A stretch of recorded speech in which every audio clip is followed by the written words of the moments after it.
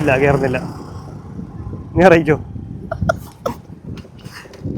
ഈ വണ്ടിയുടെ ഡിസൈൻ കാണുമ്പോൾ ഡെയിലി യൂസ് ചെയ്യുന്ന പലതിനോട് സാമ്യമുണ്ടെന്ന് ആളുകൾ പറയുന്ന കേട്ടിട്ടുണ്ട് ഞാൻ. 2024 ലോഞ്ച് ചെയ്ത ഏതറിൻ്റെ റിസ്തെ എന്ന് പറഞ്ഞൊരു മോഡലാണ് കഴിക്കുന്നത്. ഇതിൻ്റെ പെർഫോമൻസ് ഈ കുത്തിനുള്ള പാലത്തിന് നമുക്കൊന്ന് കയറ്റി വെക്കാം, സിംഗിളായിട്ടും കയറ്റി വെക്കാം, പില്ലിയനം വെച്ച് കയറ്റി വെക്കാം.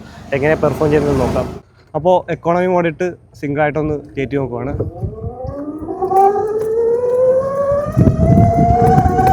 ആ വണ്ടി സ്മൂത്തായിട്ട് തന്നെ കയറിയിട്ടുണ്ട്. ഇനി ഒന്ന് എൻഡിലെത്തി ഒന്ന് സ്റ്റോപ്പ് ചെയ്തേക്കാം.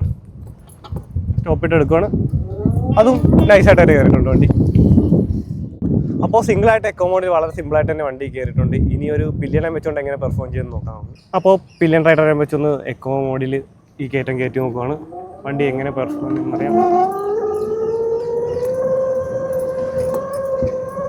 ഇത്തിരി സ്ട്രെസ്ഫുള്ളായിട്ടാണ് വണ്ടി കയറുന്നത്.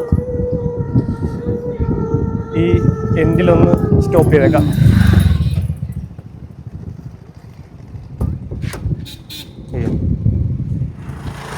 ഇല്ല, കയറുന്നില്ല. നീ അറിയിക്കോ? അപ്പോൾ പില്ലിയൻ റൈഡറെ വെച്ചുകൊണ്ട് എക്കോ മോഡിൽ കയറ്റി നോക്കിയപ്പോൾ കയറിയിട്ടുണ്ട്. പക്ഷേ എൻഡിലെത്തിയിട്ട് സ്റ്റോപ്പ് ചെയ്യപ്പോൾ പിന്നെ കയറുന്നില്ല. നമ്മൾ പിന്നെ ഇറങ്ങിയാണ് കയറിയത്. അപ്പോൾ അടുത്തനി സ്പോർട്സ് മോഡ് ട്രൈ ചെയ്ത് നോക്കാം.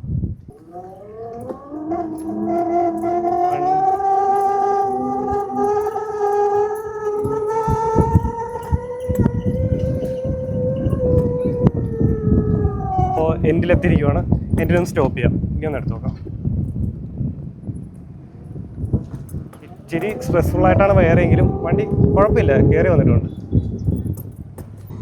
അങ്ങനെ ഈ റിസ്ത 2 മോഡിലും കയറ്റി നോക്കി, സിംഗിളായിട്ടും കയറ്റി നോക്കി, പില്ലിയനം വെച്ച് നോക്കി. അപ്പോൾ രണ്ടിലും കുഴപ്പമില്ല തന്നെ പെർഫോം ചെയ്തത്. പില്ലിയനം വെച്ചുകൊണ്ട് എൻഡിൽ സ്റ്റോപ്പ് ചെയ്യുമ്പോൾ മാത്രമേ വണ്ടി കയറാൻ ബുദ്ധിമുട്ട് കാണിച്ചുള്ളൂ.